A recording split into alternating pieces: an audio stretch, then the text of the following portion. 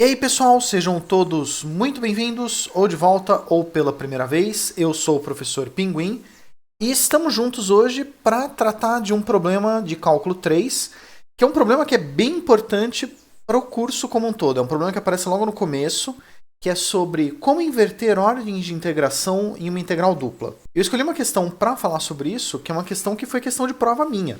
É uma questão que eu criei para colocar numa prova minha quando eu dei essa disciplina na Universidade Federal de São Carlos. E eu acho ela bem didática, bem interessante para a gente aprender bem esse conceito de inverter a ordem de integração numa integral dupla. Espero que vocês gostem do problema de hoje. Bora lá, vamos começar?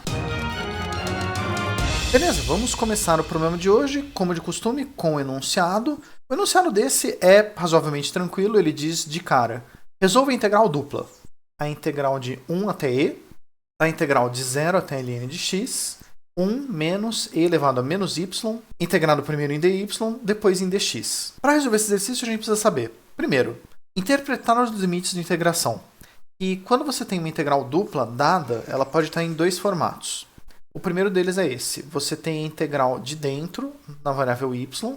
Os limites de integração são funções de x ou constantes, que são um caso especial. E a integral de fora em dx, os limites de fora são constantes. Quando a gente faz isso, os limites de integração, quando a gente integra primeiro em y por dentro, a integral interna é na variável y, e essa variável y é limitada entre a função limite inferior, g1 de x, e a função g2 de x.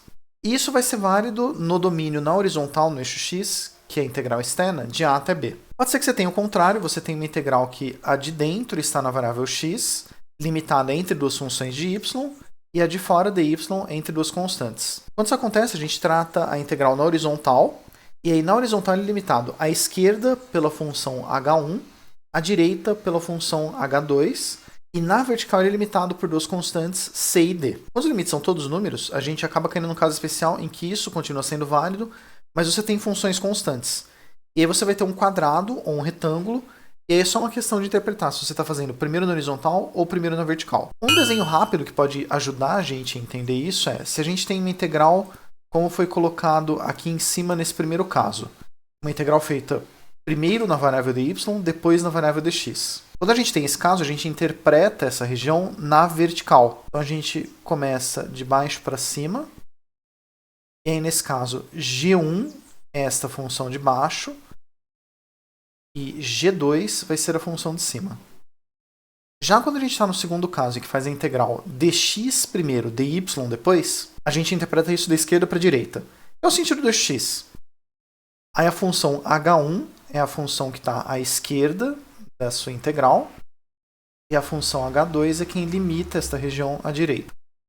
A, B, C, D vão ser as projeções no eixo x ou no eixo y, respectivamente, dependendo do caso que você tem. Outra coisa que vai ser importante para esse problema é saber os valores fundamentais da função ln.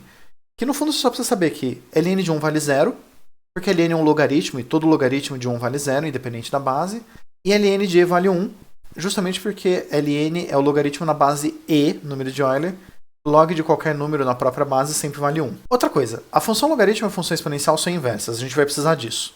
Então, se y vale log de x, x é e elevado a y. E é isso, é a definição de exponencial e logaritmo ln. Outra coisa, a gente vai precisar saber o formato do gráfico da função y igual a ln de x. É um gráfico conhecido, eu vou colocar aqui uma foto rápida de como fica esse gráfico. Outra coisa, a gente vai precisar saber algumas integrais tabeladas. A integral de qualquer exponencial, a integral de e elevado a alguma constante vezes t, é e elevado a essa constante vezes t dividido pela constante, desde que a constante não seja zero. E a integral de 1 vale t. Outra coisa, o teorema fundamental do cálculo, se você vai resolver uma integral entre dois limites definidos, a gente usa a integral, substituindo o número de cima, menos substituindo o número de baixo. O resultado dessa diferença é o resultado da integral. E esse fão, ela é a integral indefinida da função, ignorando aquela constante. E um último fato, que se a gente faz uma integral na variável x, a gente trata y como se fosse constante, e vice-versa. Se a gente fizer uma integral em y, a gente trata como se x fosse constante. Beleza, vamos resolver agora o nosso problema. Primeira coisa, vamos fazer o esboço da região. Então, vamos pegar essa nossa integral e interpretar ela. Toda vez que a gente tem uma integral dupla, sempre a gente tem que os limites de dentro são referentes à variável de dentro e os limites de fora são referentes à variável de fora. Então, para esse caso, o nosso eixo y varia entre 0 e ln de x, e nosso eixo x varia de 1 até o número de Euler. Então, se a gente for fazer o esboço rápido, a ideia é, no eixo x a gente tem entre 1 e o número de Euler. A gente também vai usar o fato de que ln de 1 vale 0, ln de vale 1, o gráfico da função logaritmo é mais ou menos esse aqui. E como a gente é limitado até o número de Euler pelo x, nesta restrição aqui, a nossa região vai parecer isso aqui, uma barbatana de tubarão. Esse é o esboço rápido e, graças à edição, esse é o esboço bem feito. Do jeito que a integral foi dada no enunciado, ela vai ser difícil de fazer. Pelo seguinte, a gente vai ter primeiro uma integral em y, a gente vai substituir o logaritmo, e aí na segunda integral a gente vai ter uma integral de logaritmo. E integral de logaritmo não é um processo tão fácil. Essa integral não é fácil, então deve ter um jeito melhor de fazer isso. Uma opção que a gente pode fazer é inverter a ordem de integração. Porque a inversa do logaritmo é exponencial. Como integrar logaritmo é difícil, se a gente inverter a ordem de integração, a gente vai inverter a ordem das variáveis e a gente vai acabar integrando uma exponencial. Integrar exponencial é sempre mais fácil do que integrar logaritmo, em qualquer circunstância que você tiver na vida. Então, uma opção é, vamos inverter a ordem de integração. A integral original ela era dada dy primeiro, dx depois. Invertendo a ordem de integração, a gente vai ter que fazer o contrário. A gente vai ter que fazer dx primeiro, dy depois. Então a gente tem que interpretar isso pensando no eixo x primeiro. Vamos considerar esta região tratada da esquerda para a direita. Essa função que estava à esquerda aqui, ela era y igual a ln de x. Mas como a gente quer isolar a variável x, x vale e elevado a y. Já a função à direita, ela é uma constante, ela vai valer simplesmente x igual ao número de Euler. Então, como à esquerda a gente tem e elevado a y e à direita a gente tem a função constante e, x está entre e elevado a y e a função constante número de Euler e. A projeção dessa figura no eixo y vai variar de 0 a 1, então nosso y valerá de 0 a 1. E aí, só para deixar a letra mais bonita, e aqui está a mesma coisa agora escrita com uma letra mais bonita. Como a gente tem agora que x varia entre e elevado a y e o número de Euler, y varia de 0 a 1, esses vão ser os novos limites de integração. Então, nossa integral vai ficar, se a gente fizer primeiro na variável x, para o x variando entre e elevado a y embaixo e em cima, e o dy, que é a integral de fora, vai variar de 0 a 1.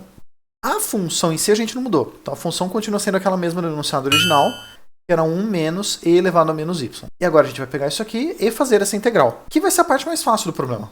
Então, vamos só escrever aqui a integral original, a integral com os novos limites. Agora, para resolver essa primeira integral de dentro, se a gente integra em dx, a gente finge que tudo que tem y é constante. Isso aqui dentro é basicamente uma função que só tem y. Então, o resultado dessa integral é x vezes essa coisa que está lá dentro. E aí a integral vai ficar x vezes 1 menos e elevado a menos y, e o x vai ser substituído entre e elevado a y e. Trocadilho foi sem querer, desculpa por isso. Aí, substituindo o número de cima, fica e vezes 1 menos e elevado a menos y, menos, substituir pelo de baixo, e elevado a y vezes 1 menos e elevado a menos y. Este número de Euler aqui é constante, a gente pode jogar ele para fora da integral. E aqui para a segunda a gente faz a distributiva. E elevado a y vezes 1 dá e elevado a y. E elevado a y vezes e elevado a menos y vale 1. Então a gente tem esta segunda integral, o que, se a gente for prosseguir o cálculo, a integral de 1 está tabelada, vale y. A integral de e elevado a menos y vale e elevado a menos y dividido por menos 1. A integral de e elevado a y é o próprio e elevado a y, a integral de 1 vale y, e esses valores vão ser substituídos para y entre 0 e 1. Aí vai ser substituir o valor. Trocando y por 1 vai ficar e vezes 1 menos e elevado a menos 1 dividido por menos 1, menos, se a gente trocar y por 0, 0 menos e elevado a 0, vai ser 1 depois, menos, aí substitui aqui. E elevado a primeira, menos 1, menos, no 0, e elevado a 0, menos 0. Agora substitui valores.